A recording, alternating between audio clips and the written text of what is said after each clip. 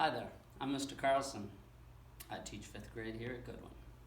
This book I'm going to read is called I Am Farmer, Growing an Environmental Movement in Cameroon, written by Baptiste and Miranda Paul, illustrated by Elizabeth Zunan.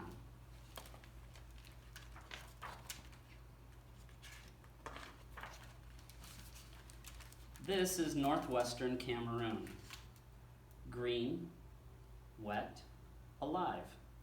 The rainy season has begun.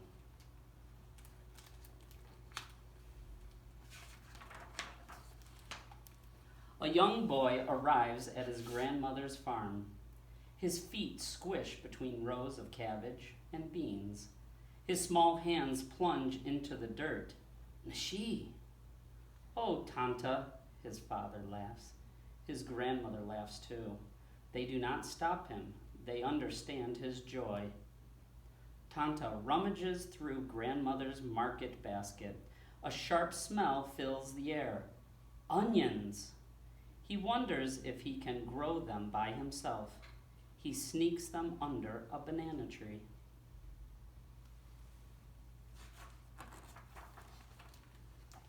Each day, when he checks on his secret garden, the greens have shriveled a bit more. Eventually, the bulbs dry up. Why won't they grow, Ma Kufu? He asks his grandmother. They need sunlight and earth, she says, and most importantly, water. She explains that nature has its own ways of working.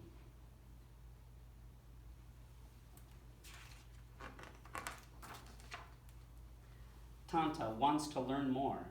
He wants to learn everything. When he begins school, Tanta drinks up facts and figures faster than his teacher can pour them onto the chalkboard. His hand shoots up like a cornstalk. Teachers frown. Too many questions. Students giggle. What's so interesting about plants and dirt and weather?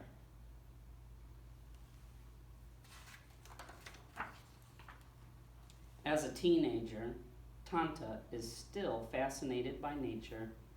Tanta's father is sick, but he finds a way to buy his son a shovel and other gardening supplies.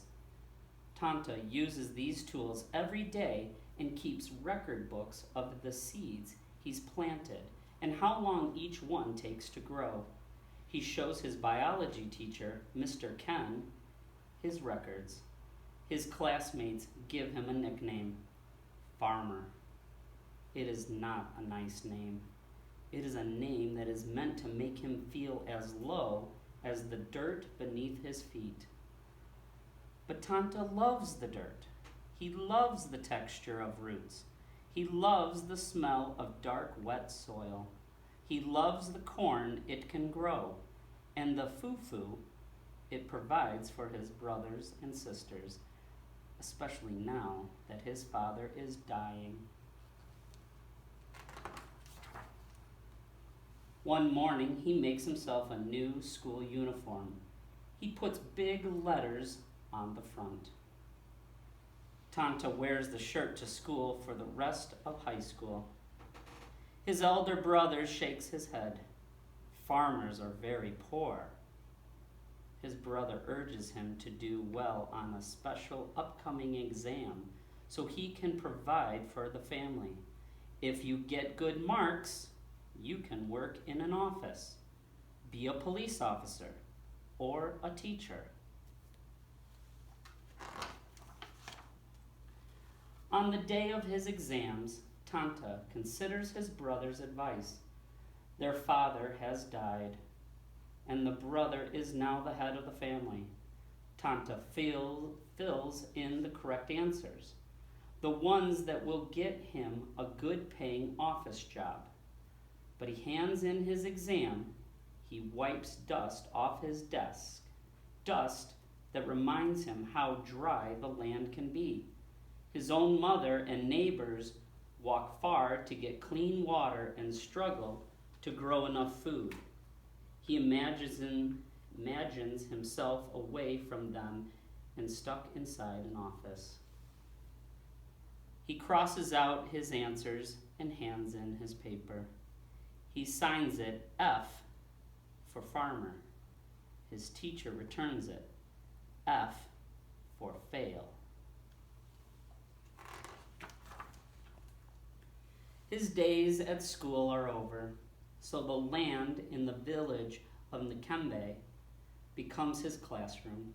He spends his days, and sometimes nights, digging, planting, reading, asking. Even Mr. Ken, who lives nearby, can't answer all of Farmer Tanta's questions. As he works, Farmer Tanta meets others who share his love for the land and water. One of the people he meets recognizes how important his love of farming is and provides money to send him to college. Tanta will be able to study the environment and agriculture at a local school. Finally, his classmates and teachers will praise him for talking about the weather, learning about water, and playing with the soil. At college, Farmer Tanta is thirsty to learn everything he can. Although he soaks up plenty of facts and figures, clean water is still scarce. He contracts typhoid from drinking the local water. He is so sick, he worries he may not live long enough to graduate. For 7 years, medical doctors and local healers use their knowledge, medicines, and herbs to make Farmer Tanta feel better. During his recovery, he thinks a lot about his future and the future of his fellow Cameroonians. No one should die from drinking something that is necessary for life: water. After he is better, Farmer Tanta gets a chance to continue his studies in the United States. There he finds out about new ways to save the rain, find clean underground water, and grow gardens and crops without poisoning the soil and wells. But in Cameroon, Farmer Tanta is eager to use what he has learned. People are still getting sick because they don't have clean water. And when the dry season comes, there is hunger and drought. How can he help his people? Resources are limited. Most villagers don't have tractors, motorized tillers, or irrigation systems to bring water to fields. Some don't even have roads. Farmer Tanta creates a motto to help motivate himself and others. When you don't have what you want, use what you have. While he doesn't have much, he does have people. Tanta gathers children and teenagers to join him in the fields. Some laugh at him or shake their heads, but others grab a shovel or a hoe. Together they build botanical gardens and rain gardens that will hold water in the soil. These areas produce food or flowers all year long and provide green spaces to reconnect people with nature. The mayor of his home village, Nkembe, is impressed. Eventually, the mayor promises to make sure the gardens stay beautiful for years to come. By now, everyone in northwest Cameroon is calling Tanta farmer, and they say it with pride.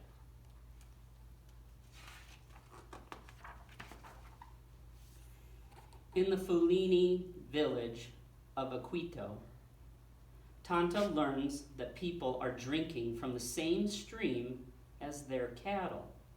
The water contains harmful bacteria, and many children are getting sick and dying. Tanta helps the villagers locate a clean spring, but they don't have money for equipment and laborers to build a catchment that can hold the water. Abi yu gir, Tanta says. It is a limbam phrase for community, meaning unity is strength. He translates into Fellini so that everyone in the village understands.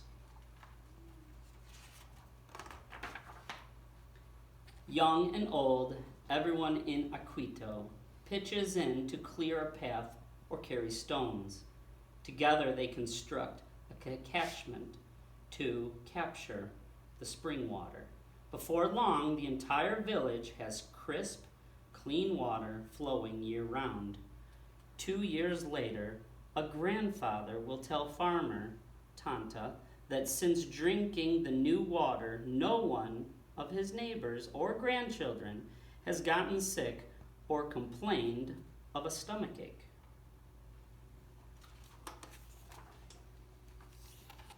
One project leads to another and another.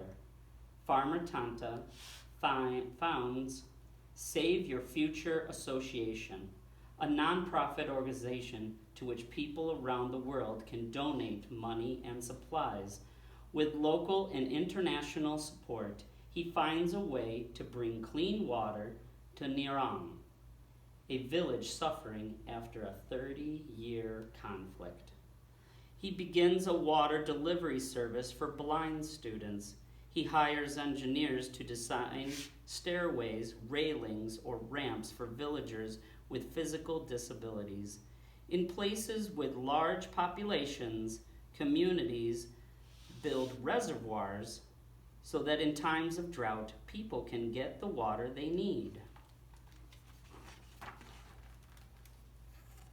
Today, this is northwest Cameroon, sometimes wet, sometimes dry, but always very alive.